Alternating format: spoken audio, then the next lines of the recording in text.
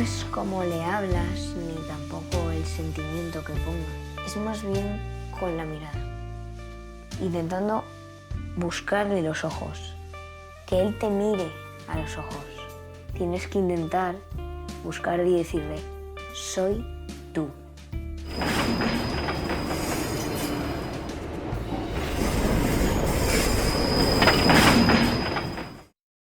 Hoy tenemos el privilegio de conversar con Liena Cid y Patricia Pérez, dos artistas cubanas que han unido talento y sensibilidad para dar vida al conmovedor documental Código Marcos. Bienvenidas.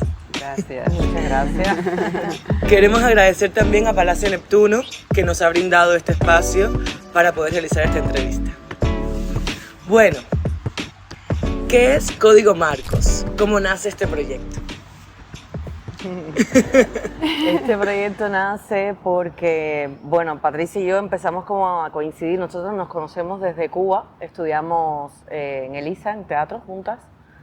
Y aquí volvimos a coincidir en España. Ella estaba haciendo su documental anterior, A Media Voz. Era un documental autorreferencial, autobiográfico.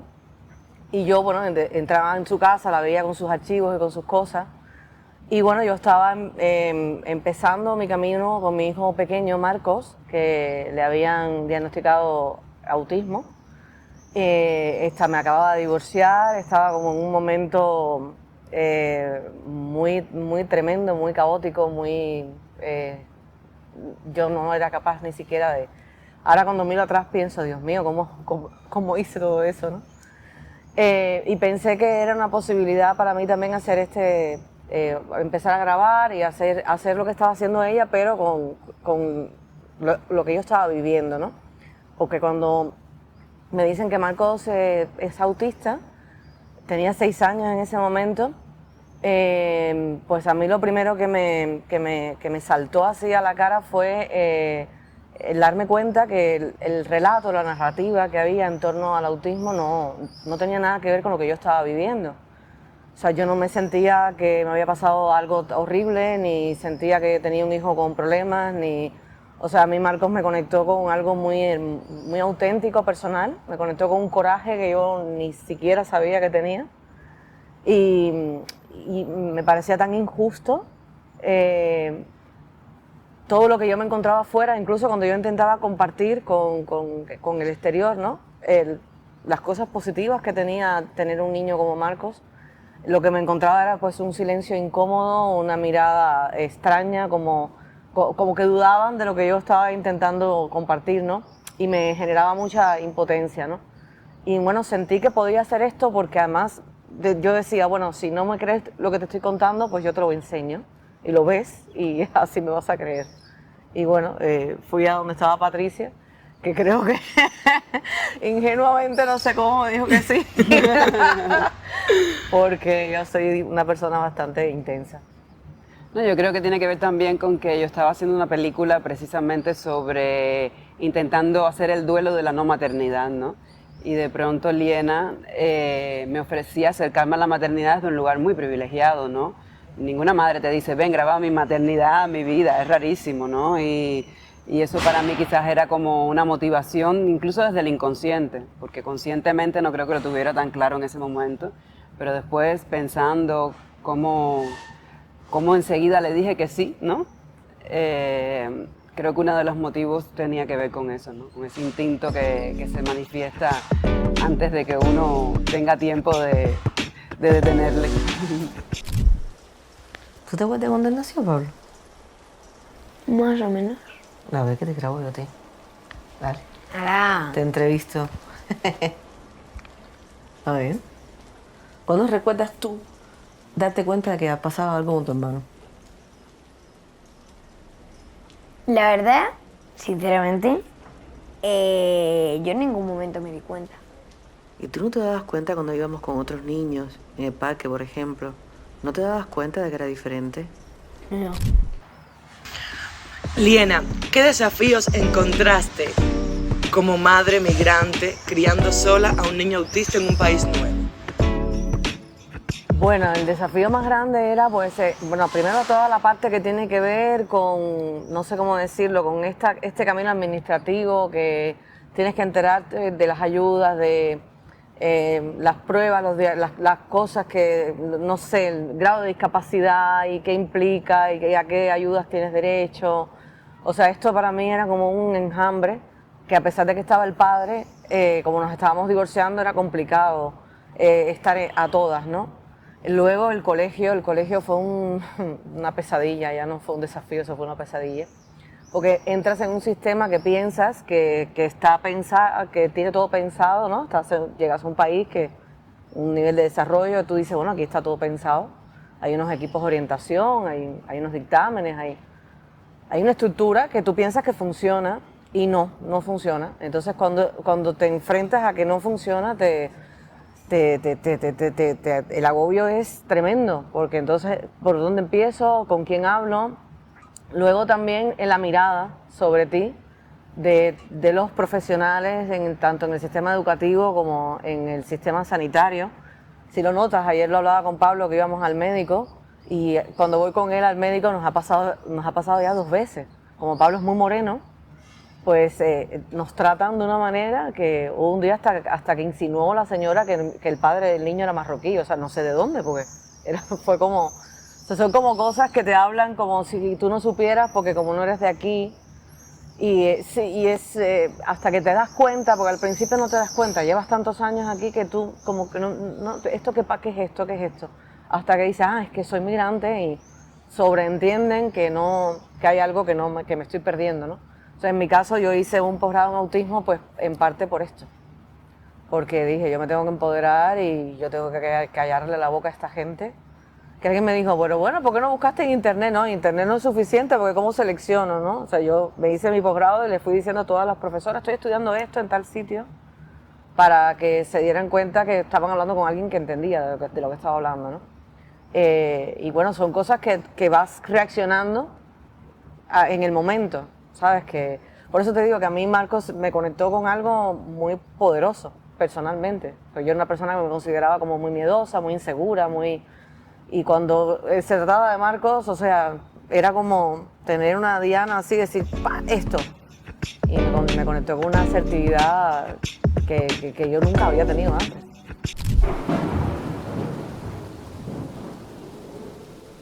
Tenemos que hacer la norma que paran en los trenes.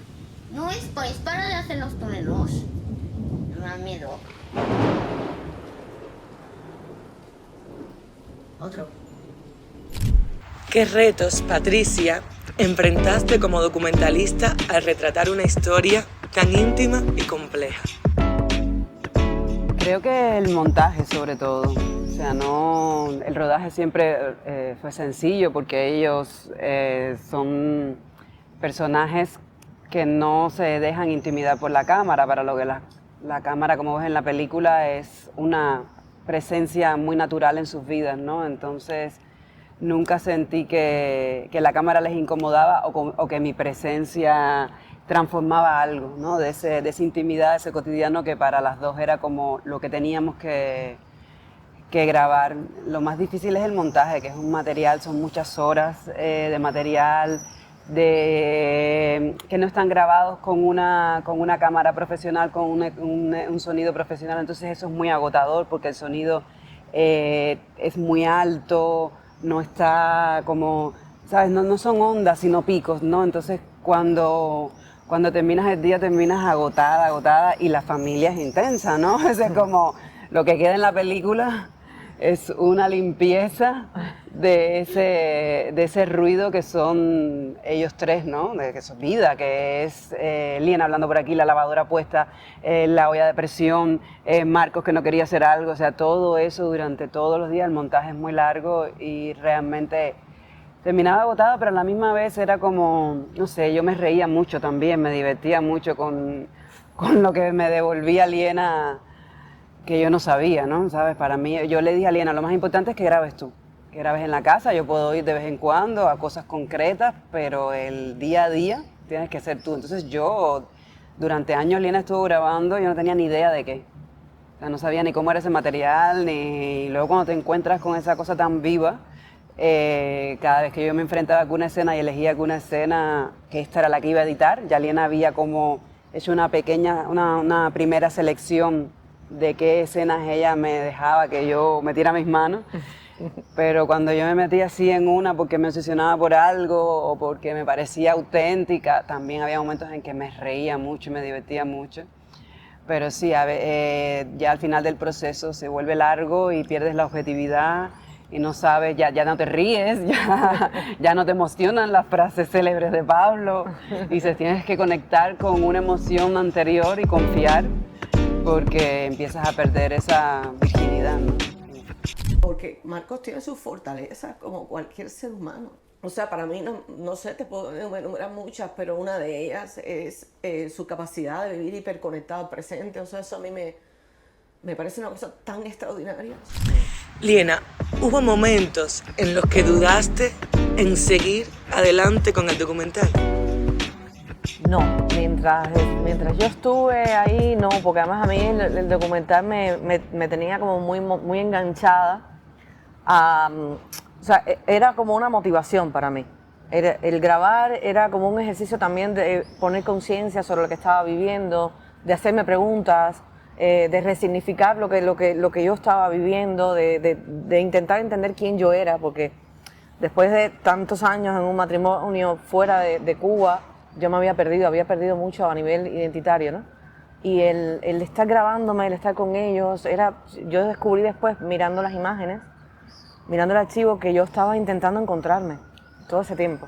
Y la cámara era como me mantenía enganchada todo el tiempo a eso, no me dejaba desmotivarme, no me dejaba caerme. Sí que ya cuando salió la producción, ahí sí dije, ay Dios, esto es verdad. La financiación. La financiación. Yo dije, ay mi madre, esto es verdad. Esto no estaba jugando yo a las casitas ni nada. Esto lo van a ver. Ahora yo lo he vendido. Ahora esto va a ser real. Y ahí sí tuve así como lo pasé mal al principio con la cosa esta de mostrarme, ¿no? La exposición. Pero bueno, de momento la reacción del público ha sido muy buena y para nada, porque yo después me empecé el agobio de que si me estaba despeinada todo el tiempo, de que si estaba gritando, de que si voy a ser la peor madre del mundo. Y no para nada se genera eso, entonces No. se genera todo lo contrario, se genera mucha empatía. Patricia, ¿qué descubriste sobre la neurodiversidad durante este proceso que te cambió como persona o como realizadora? Yo creo que sí, que me ha cambiado muchísimo mi mirada sobre el otro en general, ¿no? No sobre la neurodivergencia, sino sobre cualquier persona que... No es que sea fácil, es muy difícil lidiar con los prejuicios que uno se hace continuamente sobre cualquier persona que te encuentras, ¿no? Pero creo que mi prejuicio va siempre delante cuando tú ya interpretas que al otro le pasa algo, ¿no? Y reaccionas. Pero creo que ahora tengo como una velocidad, ¿no? Más adecuada, que observo un poco mejor e intento cambiar la pregunta, ¿no? La pregunta en vez de qué está ocurriendo, o sea, qué le pasa a esa persona que yo no sé, qué le puede estar pasando, cómo está percibiendo lo que está ocurriendo en este mismo momento.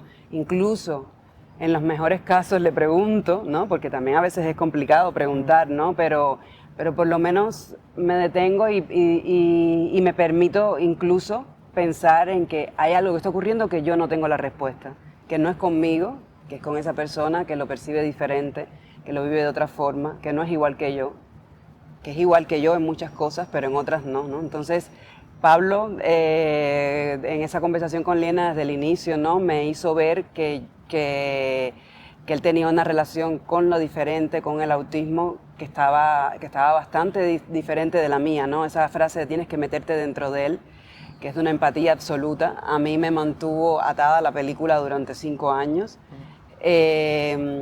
Y eso, entender el autismo como una manera de percibir el mundo diferente, ¿no? Que no es así como nos la cuentan.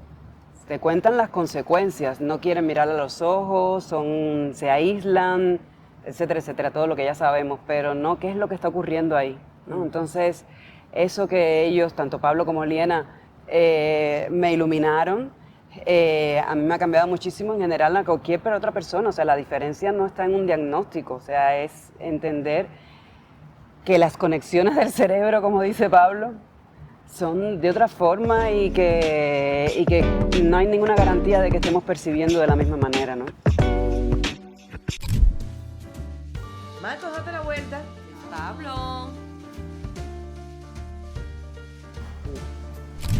Liena, ¿qué ha significado para ti en el paso del tiempo ver el desarrollo de Marcos a lo largo de estos 10 años?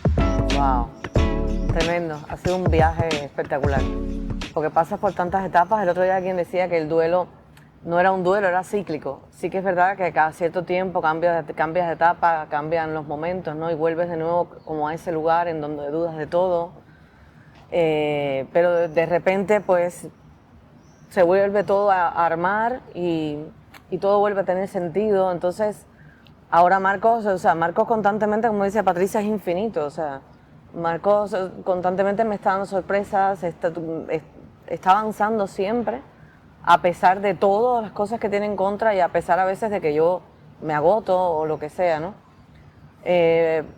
Verlo ha sido un ejercicio de muchas cosas para mí, o sea, de entender sobre todo los tiempos, que todos tenemos tiempos, incluso yo, de aprender a escuchar esos tiempos, de parar cuando quiero forzar esos tiempos y decir, espérate, porque aquí no toca esto, toca quedarte quieta y esperar a que sea el momento de ponerte en marcha, ¿no? Y eso ha sido, Marcos ha sido un aprendizaje en todos los sentidos. Y verlo crecer, aprender a no comparar con otros niños y aprender a no compararme yo con otras personas, a no comparar realidades, con el tema de las expectativas, con el tema de vivir más el presente. O sea, sigue siendo... Yo estoy medio enganchada, Marcos. O sea, soy adicta. Y ahora, y claro, ese poder vivir, ¿no? Ese vínculo con otra persona, para mí siempre es espectacular. Entonces cuando me desajusto, siempre siento de que hay un camino, siempre siento que hay un camino para volverme a ajustar, y ese camino pasa por confiar de nuevo, por buscar como todas esas claves que él me ha ido dando, ¿no? Y siempre que busco las claves, todo funciona. Sí, yo creo que eso que te decía antes, ¿no? Y que ahora apuntaba un poco Liena, sobre que cada uno tiene sus tiempos, ¿no? Y así con todo, ¿no? Y como que entender que tú también tienes tu tiempo, porque inconscientemente estamos todo el tiempo imitando al otro, ¿no? O intentando ser como se espera que seamos nosotros. Y la realidad es que eso es muy complicado. Eso es muy complicado y te pierdes de ti mismo y todo lo que es realmente auténtico en ti no lo valoras, sino que lo ves como no encuentras eco en el otro, pues lo ves como un desperfecto. Cuando yo creo que esta película también a las dos nos ha motivado a mirar qué es eso en nosotras, que es especial, que ha estado apagado, pero que tenemos que encender y que nos conviene encender, ¿no? A cada una. Y eso ha sido, yo creo que gracias a meternos de esa forma en Marcos y en todo lo que significa ser Marcos, ¿no? Ser como él. Sí, aceptar esa diferencia que es él, porque es verdad que en el fondo vamos vinculándonos con los demás con esa necesidad de ser aceptados, esa necesidad de no ser, de pertenecer, de no ser rechazados. Y entonces lo que decía ella, ¿no? O sea, yo intento comportarme como yo creo que el otro quiere, que, mira tú qué cosa más complicada. O sea, eso sigue siendo una interpretación mía. Yo qué sé cómo quiere que el otro quiere que yo me comporte, ¿sabes? O sea, una cosa no tiene ningún sentido. Entonces, al final, Marco lo que me hizo fue como descubrir desarmar todo el esquema de valores y la idea que yo tenía de cómo funcionaban las cosas, porque además ellos son como son. O sea, ellos sí, no pueden, ellos no, como decía un artículo que leí, no tienen ego. Entonces, como no tienen ego, son ellos mismos todo el tiempo. Muy, muy, sí. Y entonces tú dices, sí, al final deberíamos ser un poco todos así, ¿no? Entonces, mira, me aceptará. No me va a aceptar todo el mundo, no me va a querer todo el mundo, no voy a estar bien para todo el mundo. ¿Para quién quiero yo estar bien? Y ¿sabes qué quiero dar yo? No qué espera el otro de mí, sino qué es lo que quiero yo que suceda y qué es lo que yo estoy dispuesto a dar. Cambiar las preguntas, ponerlas más en el lado de uno que en el lado del otro, porque el otro uno no sabe, uno no puede entrar en el universo del otro realmente. Yo nunca lo cambiaría. ¿Alguien les ha enfadado? Tú sientes todo el tiempo que vas como a remolque de todo. Patricia, ahorita tocaste un tema que desde que vi el documental yo me quedé enamorada, que es Pablo.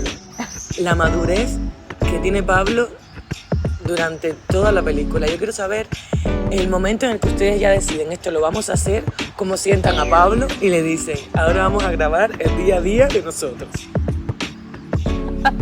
Es que yo creo que desde el principio que Liena quería hacer la película, Pablo estuvo muy involucrado. Yo no recuerdo como, por ejemplo, como que delante de mí Liena le haya dicho a Pablo, vamos a hacer la película. Eso debe ser una conversación entre ustedes. Pero él siempre él tenía la misma necesidad que Liena de que esta película fuera hecha. O menos eso era lo que tú sentías cuando estabas con él, ¿no?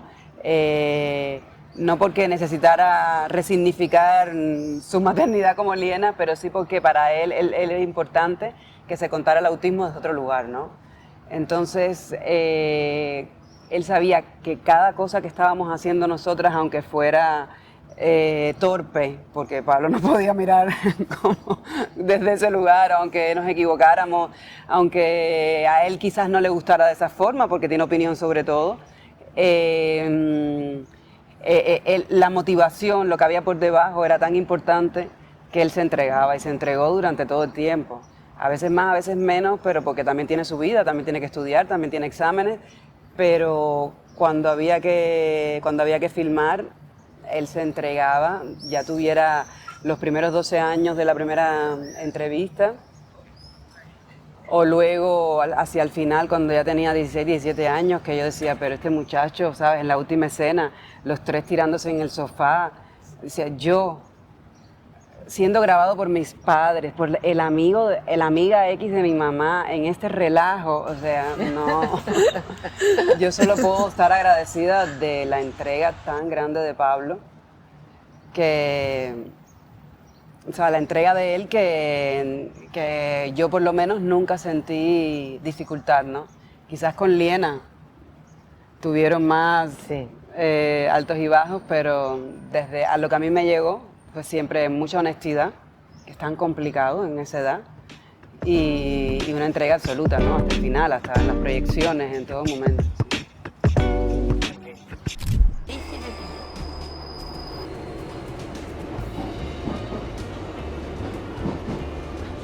Liena, ¿nos quieres contar algo así de tu comunicación con Pablo a la hora porque recuerdo que al principio de la película él dice como, ¿qué? ¿Así me veo superficial?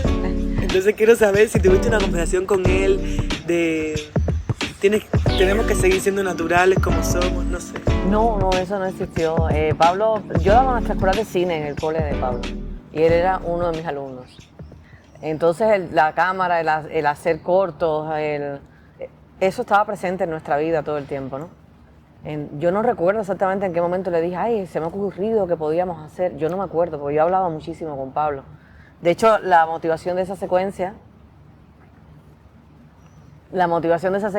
es que yo le contaba a Patricia, que por las noches Pablo y yo teníamos unas conversaciones de horas. O sea, no de horas, pero bueno, más nos dormíamos ahí los tres.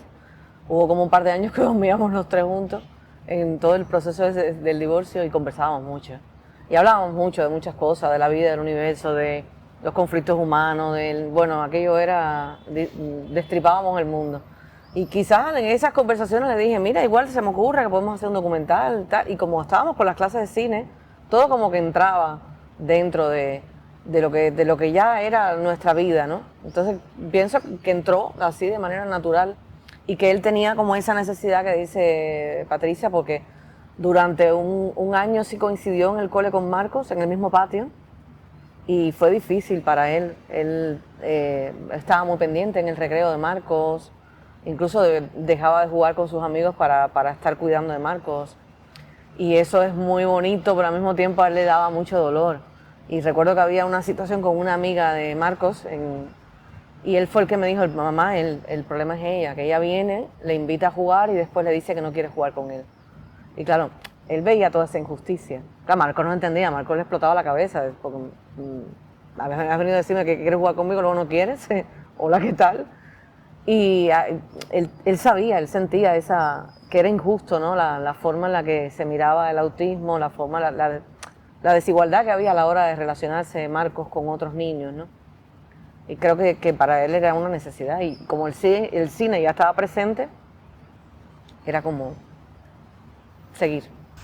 ¿Cómo se ha transformado, cómo ha cambiado la relación de ustedes dos durante estos 10 años? Uf, Completa. muchísimo. Muchísimo, muchísimo. Nos hemos conocido, yo creo. Sí, nos hemos conocido más. Porque es que nosotros nos conocíamos, pero no éramos amigas. Y esto es un trabajo como muy, muy cercano. Y nos hemos conocido más.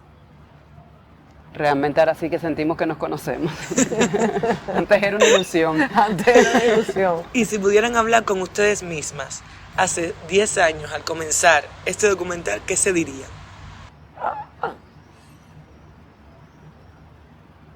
Yo creo que yo lo haría igualmente, sí. Sí. No, el documental lo haríamos igualmente, pero creo que seríamos más conscientes. O sea, que nos podríamos decir que...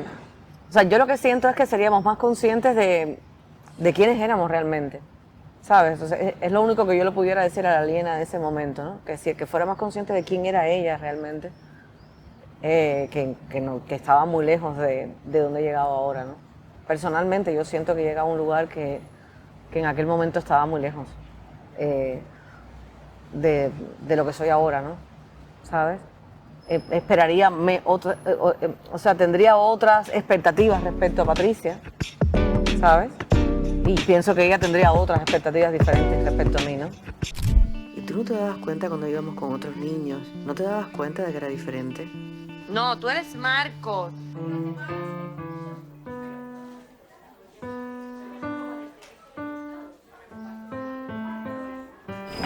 Bueno, para las personas que no han tenido el privilegio de ver este documental, ¿qué va a ocurrir con Código Marcos?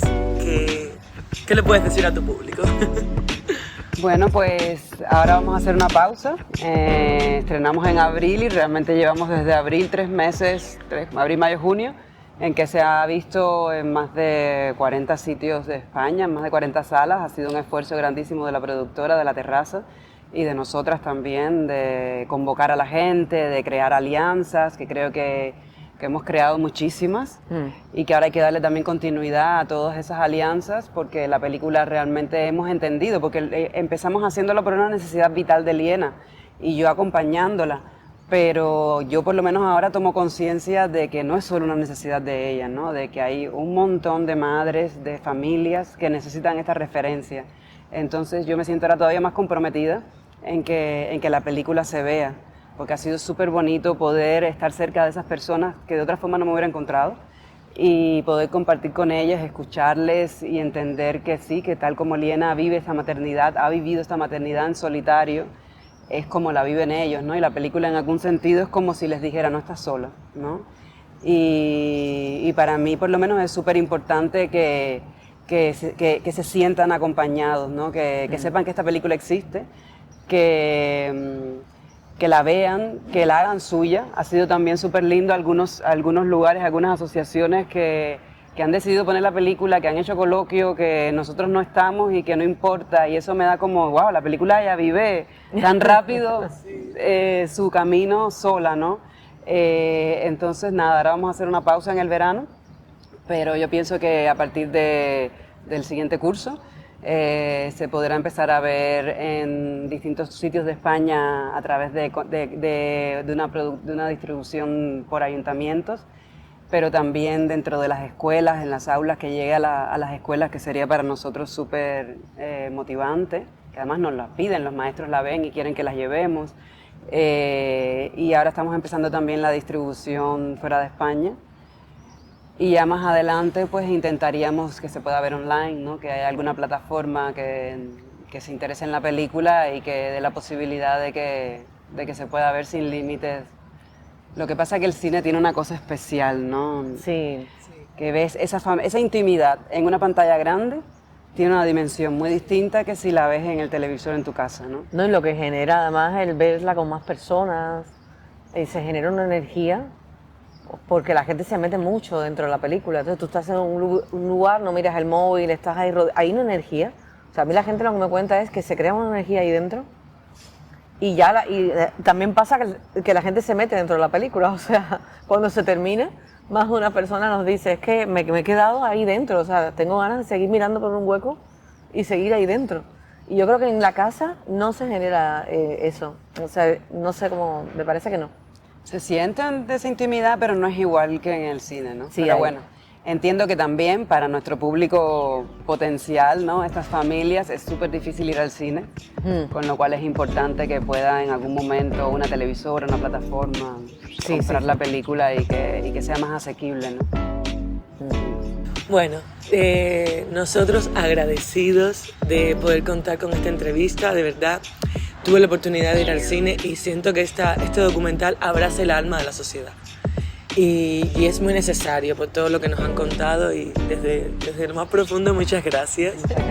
Y felicito a los niños y a todas las personas que han formado parte de este valioso documental. Gracias a vosotros.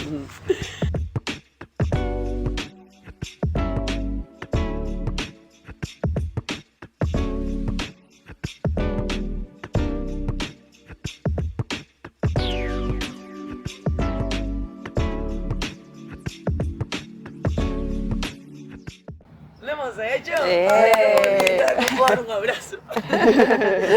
Ay, chicas, de verdad, qué bonitos, qué bonito.